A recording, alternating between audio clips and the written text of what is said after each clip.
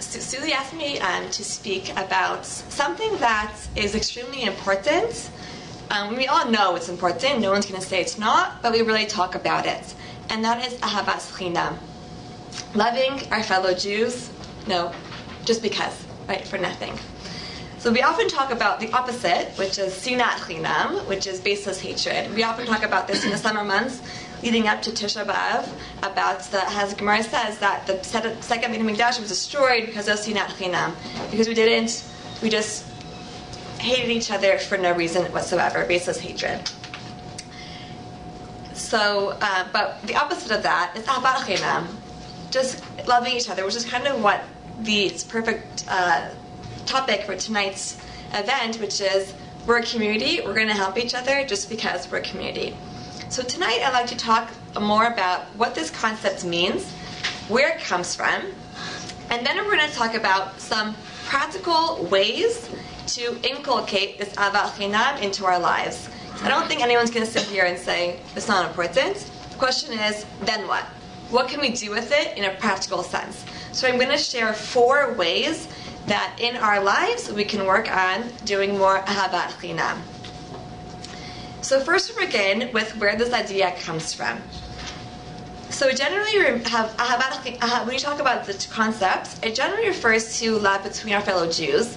But the truth is that there is a certain love or respect we have to have for all people, regardless of their religion, because we're all created b'Tselem Elokim, in the image of God, which we just read in Bereshit just recently. So the idea that Hashem created people, He created people b'Tselem Elokim, in the image of God. So every single person deserves our respect and our love to some degree. On another level, there's a special connection that we have to our fellow Jews, to our people and our religion, and this warrants a special level of ahava, of love. And when I was doing some research on what is Ahavat Chinam, where it comes from,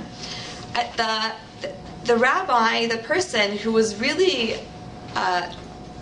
attributed to coining this phrase or to spreading this phrase, anyone know? Uninteractive?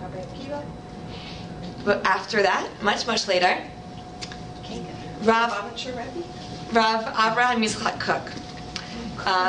So Rav Kook, who was the noted leader of the religious Zionist movement, chief rabbi of Israel before it was the state of Israel, bursted with love for his fellow Jew. He oftentimes talks about the idea that we have to love everyone no matter what their religious level. He was often criticized by the more ultra-Orthodox people in Israel at the time for showing love for secular Jews in Israel who are totally not affiliated with Judaism. There's a story told about him that one time these people were so upset with him and they actually threw garbage on him. And people said, you have to go to do something. You're this great Rav of the city, of Israel. They don't deserve this. You have to go punish them. So he, amongst those people were some government lawyers, people in the city. And he said, no, I love them. He said, they might have done this to me, but I love them too much. I'm bursting with love for them. There's no way I could bring to punish them. And that was his mantra of Ahavat for everyone, no matter what their religious stripe, secular or religious. And then when someone asked him why does he love Jews who are totally anti-religious and totally secular, you're a rabbi, why do you love them? He says, better that I should err on the side of baseless love than the side of baseless hatred. If I'm going to err one way or the other, I'm going to go for the love. I'd rather be erring that way. So where does this come from? So on one level, it comes from our commandment. Which commandment is that?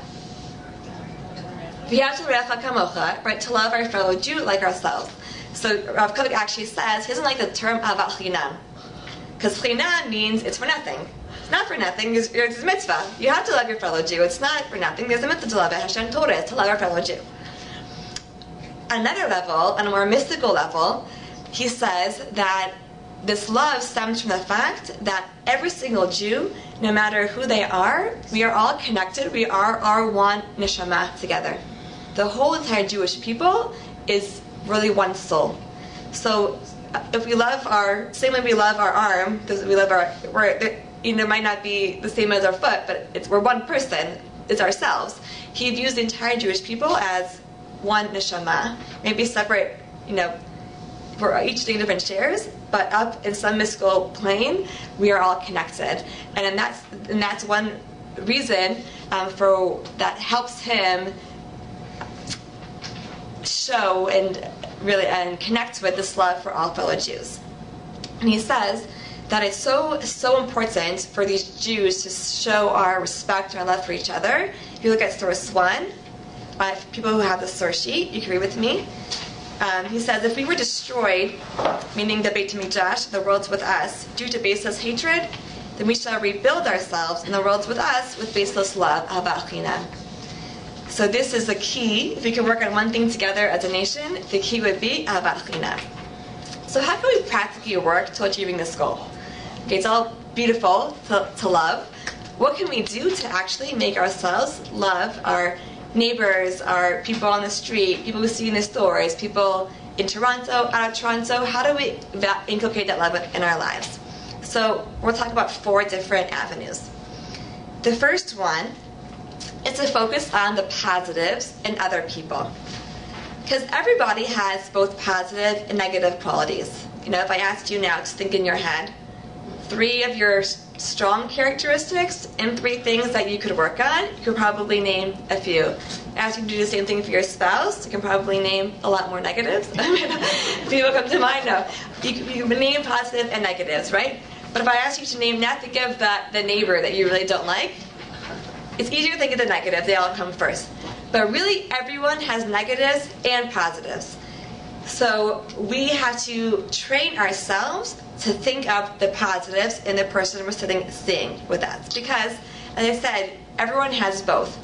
And when you like somebody, the positive side naturally comes up. You can overlook their flaws. When, going back years to the dating, when you're dating, you're in the love, falling in love stage. Everything's great. Nothing's wrong with the other person. Everything's perfect. I once attended a class at the Rebbitzins conference that YU runs every year. And Dr. Greenblatt, who's a family counselor, people know from TNEC, so she said something very astute.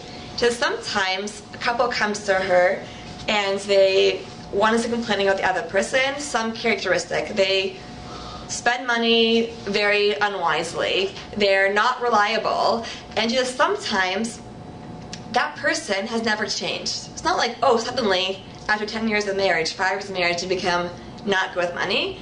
But let's say it was the husband. So the wife's perspective changed. When they were dating, she loved the fact that he was spontaneous, right? And he would pick her up in the car, come on, taking you out to dinner. Now that they're married, and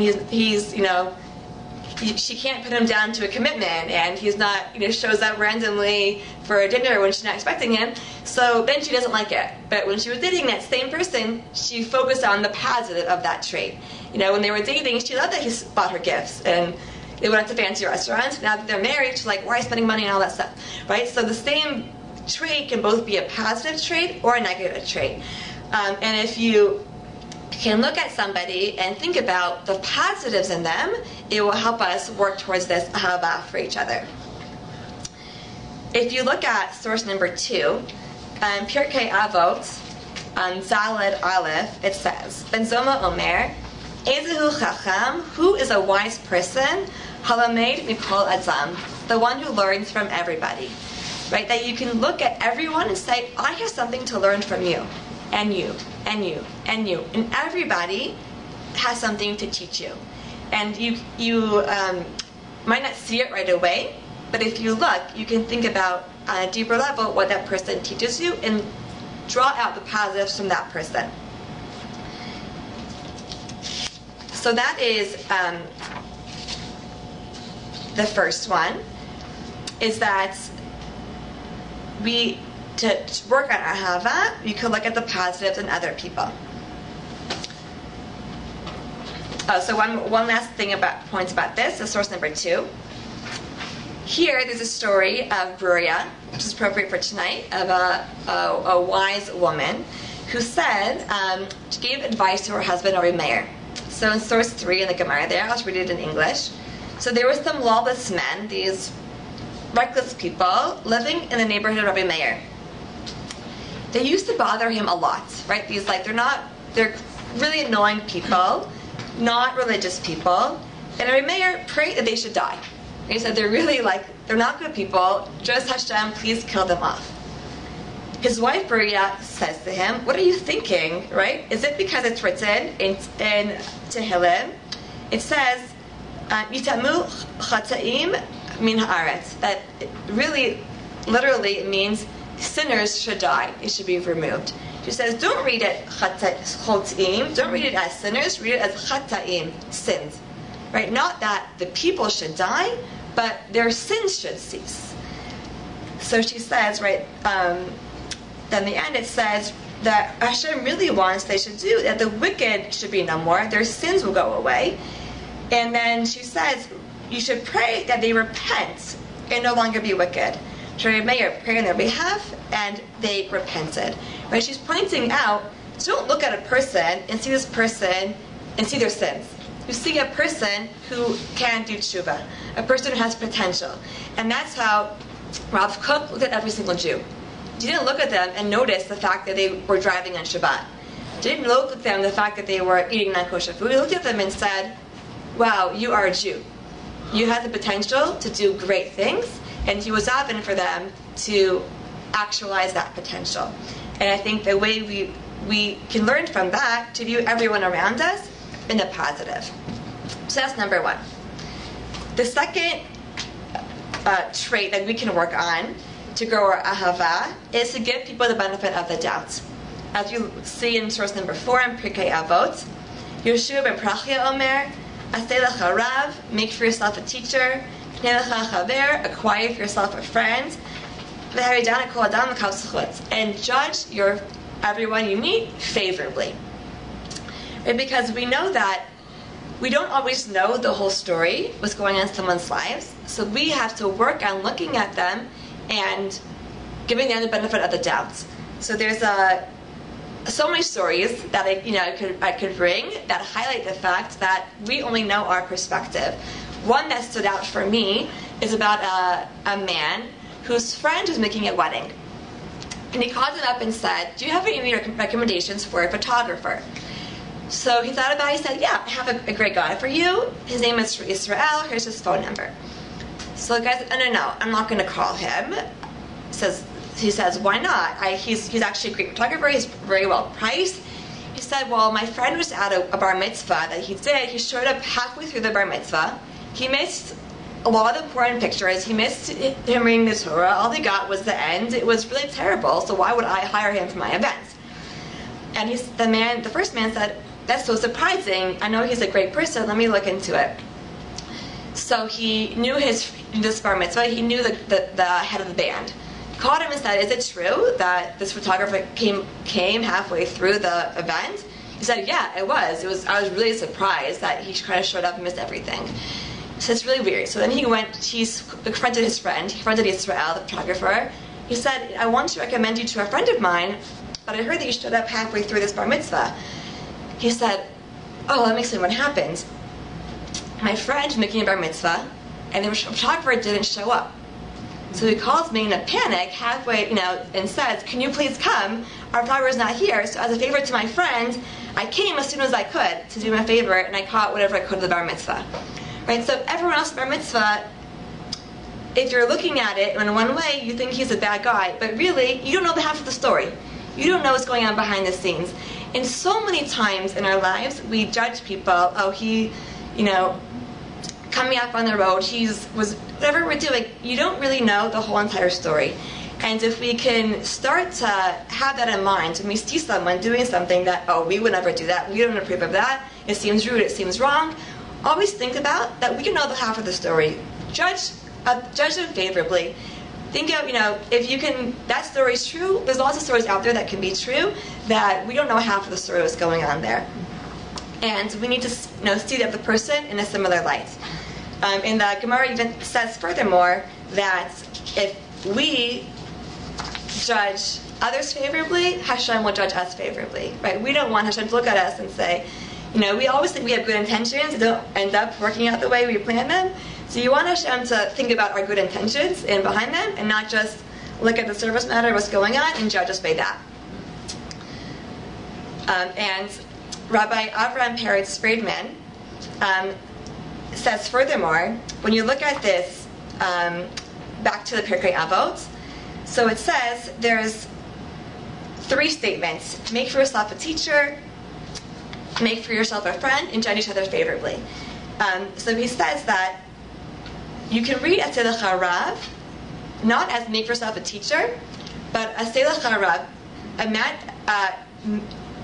tell yourself that you are a master, that you are important. It says because in order to judge others favorably, you have to have self-esteem, a positive self-image of yourself. Because if you feel down on yourself, you want to bring other people down. You want to say, I don't feel good, and your negativity is going to seep onto other people. Whereas if you feel proud of yourself, you have your self-confidence, you view yourself positively, you can then more easily view other people positively. You wake up in the morning, you look at yourself in the mirror, and you don't like what you see. You're focusing on, that pimple you have in your face, a wrinkle there. You see someone who's not a good person. You get into your car, you drive over to a store, someone cuts you off on the street. Right? If you have this negative attitude, you're going to say, what? He doesn't see me. He thinks he's more important than I am. He's going somewhere. I'm not important. I have to get somewhere. So your negative self-image projects on the other person, and you start to view them negatively. Whereas if you look in the mirror, you see a happy person, a confident person, a wonderful person, then on the road, you can more easily say, oh, he must not have seen me. Right? He must be going somewhere to do a chesed that they have to get somewhere really important. They're going to the hospital. Right? You can more easily judge them favorably if you have a positive self-image for yourself. Which we can learn from this Pirkei Avot as well. And a last message from this Pirkei Avot is that in order to build these relationships, a teacher and a friend, you have to judge favorably. Right? Because if you are constantly seeing negative, no one's going to want to be your friend. You're not going to have lasting friendships that way. You're not going to join meaningful relationships if you're always negative. Right? And this applies a lot to your children, to your spouse. If you can give them the benefit of the doubt, it will only strengthen your relationship between them and between friends that you could build as well. So number 2 was judge favorably. The third one is to do good things for other people. So we learned this from the mitzvah in Shemot in source number 5. If you see the donkey of your enemy, who's crouching under its burden, don't refrain from helping him. You should surely help him. So to do that, there's someone you don't like. Someone, for whatever reason, it's your enemy. Rashi there says maybe he's so far removed, you're allowed to hate him in some regard. You have to help him. The Gemara says, what if you have 2 such people? You have someone who's loading a donkey, your enemy is loading his donkey with all his stuff, and your friend is unloading his donkey. Who would you think you would help first? The unloading. What? The unloading. The unloading. Why? So that the donkey gets the heavy stuff quicker. Exactly. We as there's a concept in Judaism, not to do harmful things to animals. So if one's loading the donkey and one's unloading it, you might think to unload the donkey first. The Gemara actually says you have to help your enemy load his donkey before you help your friend unload his donkey, because it says curbing his feelings of anger towards his enemy takes precedence over tzar b'alei chaim. So when you do something good for this person you don't like, it helps you like that person. It helps you get over your anger and like them more. This is, the Sefer HaChinuch talks about this. He has this concept of acharei ha'pu'olot yimshachu halevavot, which means our actions lead to our emotions. Not that I feel a certain way, I like this person, so therefore I will do good for them. It's I do good for this person, and then I like them. Right? The more a lot of the mitzvot, he says, we do these actions where, we don't just have thoughts, we shake the lula, right? We're a religion of doing. Because through doing these mitzvot, these actions, it then affects our minds and our emotions. Because the more you do good for somebody, you end up liking them more. Yeah, but what if there isn't hakaras hatov from the other end? Like you're helping unload the donkey, and then the man threatens to sue you for touching his property. Okay, so if you can't feel positive about it. You have to assume that you're going to do good. You see somebody, open the door for someone you don't know, right? You see someone. My 2-year-old son, for some reason, hates seeing garbage cans on the sidewalk after garbage collection day. He's always picking up people's, garbage cans that falls over. Just go out of your way to do good for other people. You see someone dropping something on the floor, pick it up. The more good you do, you don't know if they're gonna pay you back. They might not. Maybe after many times they will. But in general, the more you do good, whether they're religious like you or not religious like you, right? Say good Shabbos to them. Say, we're a community. The more you go out of your comfort zone to help somebody else who might not necessarily be in your circles, a little bit outside your circles, the more you will have positive feelings towards them and perhaps to people in those circles as well. There's Rav Dessler writes in his book that ahava has the same root as the word hav, which is to give, right? That the more you give to somebody, the more you love them. They say, in the education world, they say sometimes you have that. It's kindergarten teacher might have that one kid who she doesn't like for whatever reason. He always has a snotty nose and whatever. She's never really connected to that one kid. What advice do they say to do? They say to put 5 paper clips in your left pocket. Throughout the day, give that kid a compliment. Wow, you did a great job coloring. You shared so nicely. Each time you do a compliment, move 1 paper clip to your right pocket. At the end of the day, they all have to be at your right pocket. Right? Because the more you compliment that child and focus on the positives, the more you end up liking that child and feeling positive towards them. So the more that we could give to other people, and whatever way we can do, even that small things like holding open the door, the more we will end up loving our fellow Jew. The fourth way to develop this love, which is a little bit different than the other ones, is more specific, is to earmark money for shalom. A lot of times, disputes arise over financial matters, whether it's in a store, someone damaged something you have, didn't return something you have, whatever it is. And I heard this concept from a talk, but I have no recollection of where I heard it, so I'm sorry, I can't quote it. But someone said the following story, in the name, I believe it was in the Ahavat Chinam. There's once a man who enjoyed his paper every morning, got his coffee, read his newspaper, and then one morning he noticed it was a little bit not as crisp and fresh as it used to have been. Kind of strange, whatever. The next day, noticed the same thing. Third day, noticed the same thing. He says, what's going on here? He woke up early. As soon as the paper boy delivered the paper, he watched by the window. He saw his neighbor come over, take the paper, presumably read it, and put it back where he got it from. So when he got up at 7 o'clock in the morning, the paper was there. He went to the Ahavat Chinam, I believe it was Ahavat Chinam. He said, what do I do? Can I confront him? How should I do it? He said, the advice I would tell you is to buy your neighbor a subscription to the paper. Right? If that's what he wants. An idea that, if you confront him, maybe he'll deny it, maybe he'll get defensive, your relationship will never be the same. You're always going to have this fight over this paper. Whereas if you buy this for him, he won't know who it came from, maybe he'll figure it out, maybe he won't, but you'll be able to bridge your relationship and move forward much better. He says if you take that paper subscription out of a fund that you have for shalom. Whenever there's a fight, so that way you're not taking out of your money, your spending money. It's like the same way you earmark money for tzedakah, whatever. You earmark money for peace.